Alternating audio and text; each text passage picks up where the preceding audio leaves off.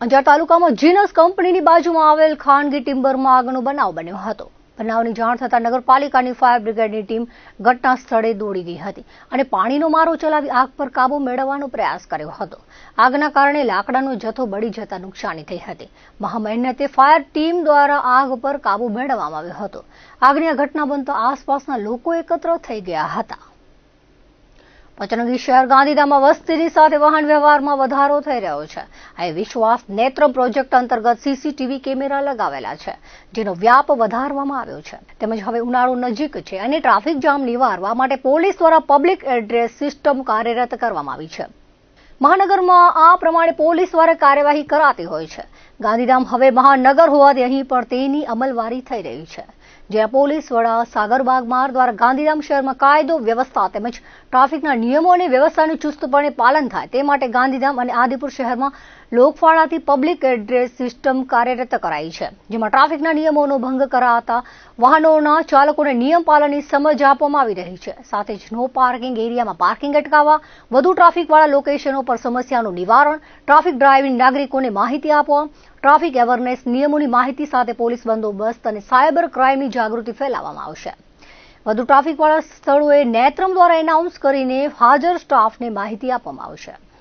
ગાંધીધામ આદિપુર ખાતે Gandhidham city traffic police દ્વારા શહેરના જે મેઇન મુખ્ય બજારના વિસ્તાર છે, જ્યાં ટ્રાફિકનું મૂવમેન્ટ વધારે રહેતું હોય એવા વિસ્તારમાં એવા જે જંકશન્સ ઉપર જે ઓલરેડી નેત્રમના સીસીટીવી લાગેલા છે, ત્યાં પોઈન્ટ્સ ઉપર સ્પીકર સિસ્ટમ, સાઉન્ડ સિસ્ટમ લગાડવામાં આવ્યું છે, જે પબ્લિક એડ્રેસ સિસ્ટમ છે. અને એ પબ્લિક એડ્રેસ સિસ્ટમને નેત્રમના કમાન્ડ એન્ડ કંટ્રોલ સેન્ટરથી એ ઓપરેટ થઈ શકે એ પ્રમાણેની વ્યવસ્થા કરવામાં આવી છે.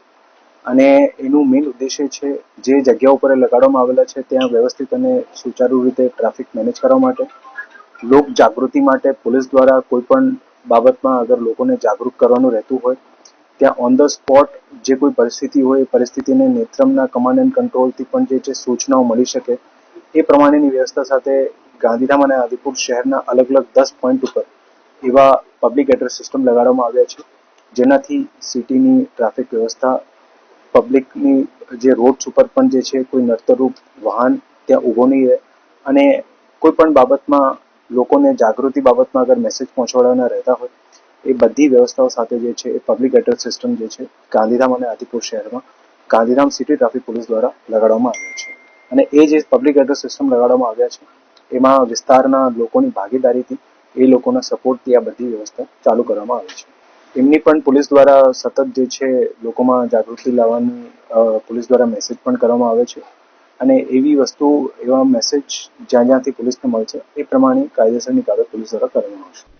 ગુજરાત માધ્યમિક અને ઉચ્ચતર માધ્યમિક શિક્ષણ બોર્ડની પરીક્ષામાં હવે સીસીટીવી ફૂટેજની ચકાસણી શરૂ કરવામાં આવી હોવાનું જાણવા મળે છે. ફૂટેજની ચકાસણી વખતે જો કોઈ વિદ્યાર્થી કોપી કરતા જણાશે તો તેનું હિયરિંગ કરવામાં આવશે અને ત્યારબાદ તે અંગેનો કેસ બોર્ડ ખાતે મોકલવામાં આવશે.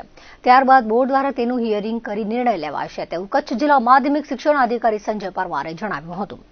પ્રાપ્ત માહિતી અનુસાર શિક્ષણ બોર્ડની ધોરણ 10 અને 12ની પરીક્ષામાં વિદ્યાર્થીઓ પર નજર રાખવા માટે સીસીટીવી લગાવવામાં આવ્યા છે.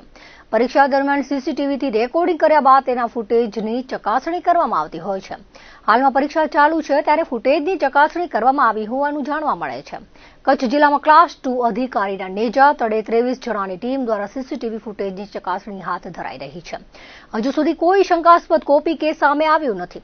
જિલ્લા કક્ષાએ ફૂટેજની ચકાસણીમાં જો કોઈ વિદ્યાર્થી કોપી કરતા જણાય તો તે વિદ્યાર્થી, વાલી, સ્થળ સંચાલક અને ખંડ નિરીક્ષકને હિયરિંગ માટે બોલાવવામાં આવતા હોય છે, જેમાં તમામના નિવેદન લેવામાં આવ્યા બાદ જો વિદ્યાર્થી કોપી કરતા જણાય તો તે અંગેનો કેસ કરી શિક્ષણ બોર્ડને મોકલવામાં આવતો હોય છે.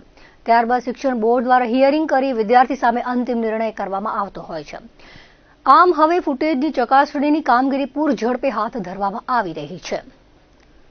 ભારતભરમાં આવેલી એક એવી સંસ્થા જેમણે દેશના વડાપ્રધાન નરેન્દ્ર મોદીના વિચારોને લોકો સમક્ષ લઈ જવા માટેની છે, ત્યારે તેમના રાષ્ટ્રીય અધ્યક્ષ રવિજી હાલ કચ્છની મુલાકાતે આવ્યા છે. તેઓ આવતીકાલે કચ્છભરના કાર્યકર્તાઓ સાથે બેઠક કરશે.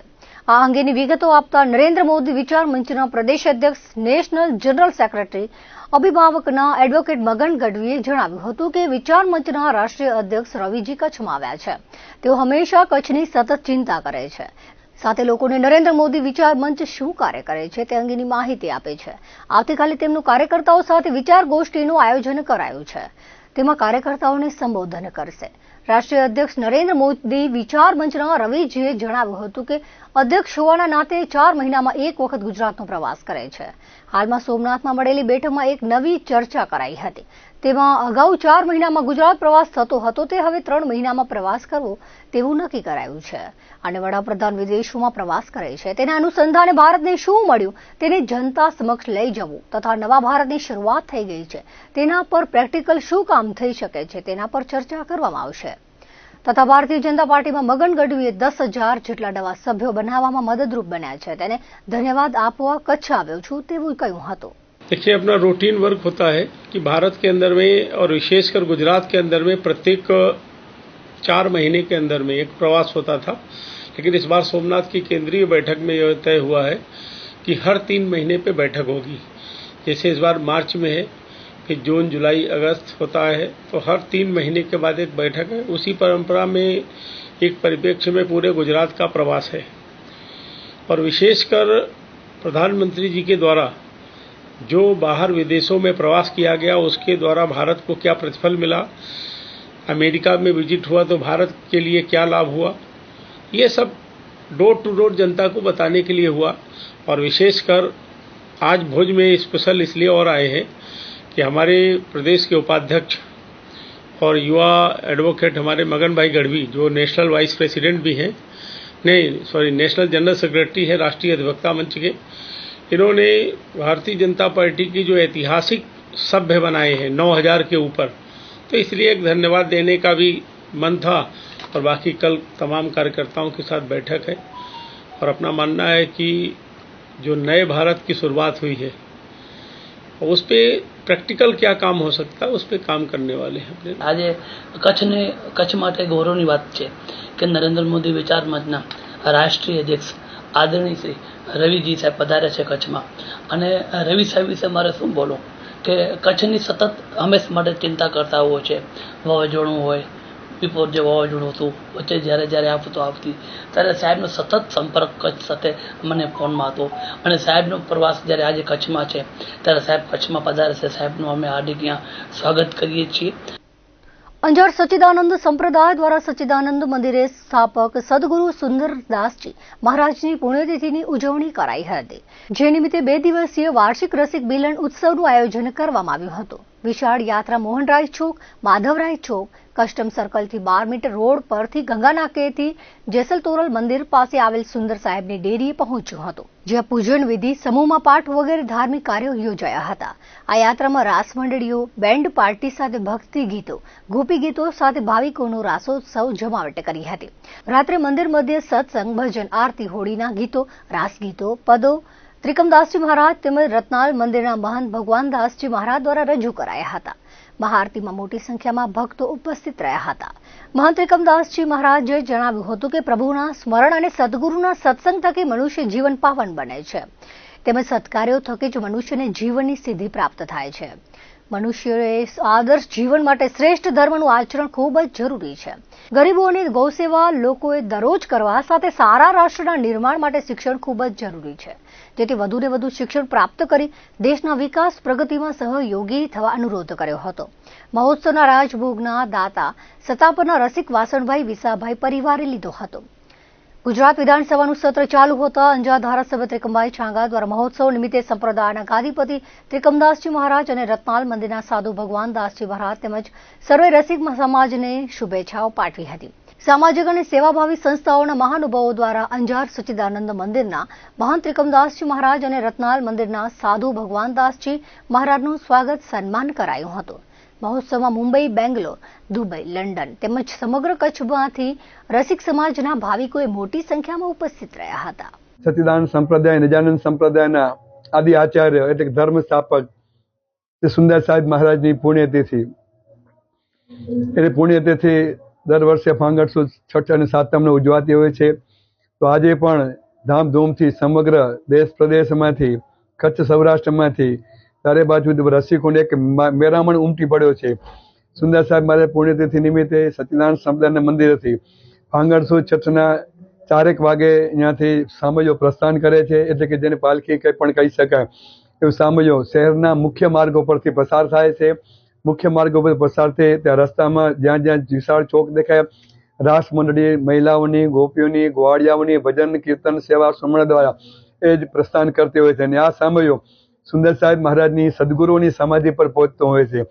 ત્યાં સમાધિમાં પહોંચ્યા પછી પણ વિશેષ પ્રકારે રાસ ઉત્સવ યોજાતો હોય છે. ત્યાં જઈ અને ઠાકોરજીને સદગુરુની સામગ્રી આજે ધરાવી અને સમગ્ર જે રસિક સમાજ હોય, ભાવિક ભક્તો હોય, એને બધાને મહાપ્રસાદ આજે આપવામાં આવતો હોય છે.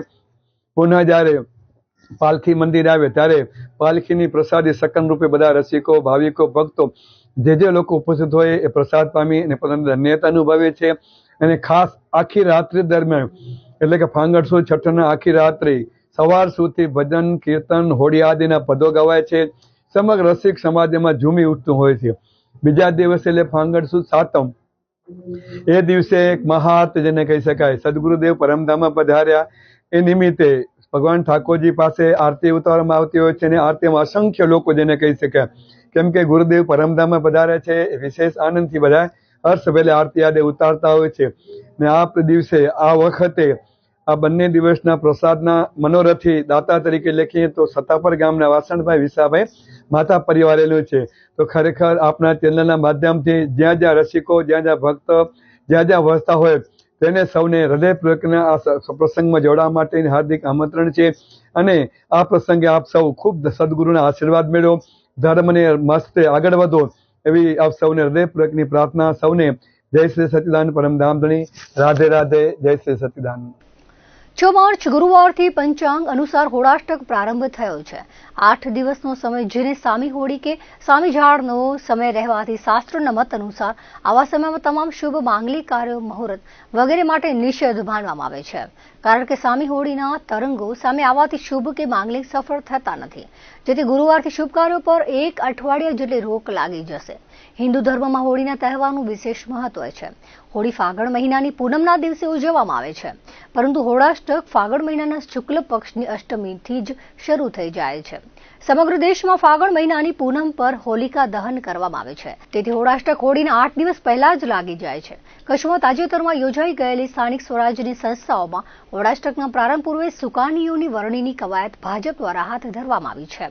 પણ જિલ્લા સંગઠને નવા સુકાની હવે હોળાષ્ટક પૂર્ણ થયા બાદ જ મળશે તેવું સૂત્રો જણાવી રહ્યા છે. હોળાષ્ટકમાં માંગલિક કાર્યો થતા નથી, જેથી ભાજપના જિલ્લા અને પ્રદેશ પ્રમુખની વરણીમાં ફરી વિલંબ થાય તેવી સંભાવના છે. હોળાષ્ટકના દિવસોમાં મોટાભાગના ગ્રહોની સ્થિતિ ઉગ્ર હોય છે. ઉગ્ર ગ્રહોના યોગમાં શુભ કાર્ય ન કરવાની સલાહ જ્યોતિષીઓ દ્વારા આપવામાં આવે છે. તો બીજી તરફ એવું માનવામાં આવે છે કે ગ્રહોની અશુભ સ્થિતિમાં જો કામ શરૂ કરવામાં આવે તો સમસ્યાઓનો સામનો કરવો પડે છે. આગામી 14મી માર્ચથી ગ્રહ મંડળના રાજા સૂર્ય ગ્રહ મીન રાશિમાં સતત 1 મહિનો ભ્રમણ કરવાથી મીનારક કમૂરતા રહે છે, જેથી હોળી બાદ શરૂ થતા માંગલિક કાર્યો પર ફરી રોક લાગી જશે.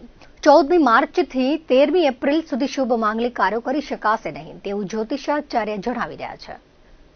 દર્શક મિત્રો, આવતા ત્યાર સુધીના કચ્છ ટીવી સમાચાર ફરી મળીશું નવા સમાચારો સાથે, નવી અપડેટ સાથે. ત્યાં સુધી મને રજા આપશો. નમસ્કાર.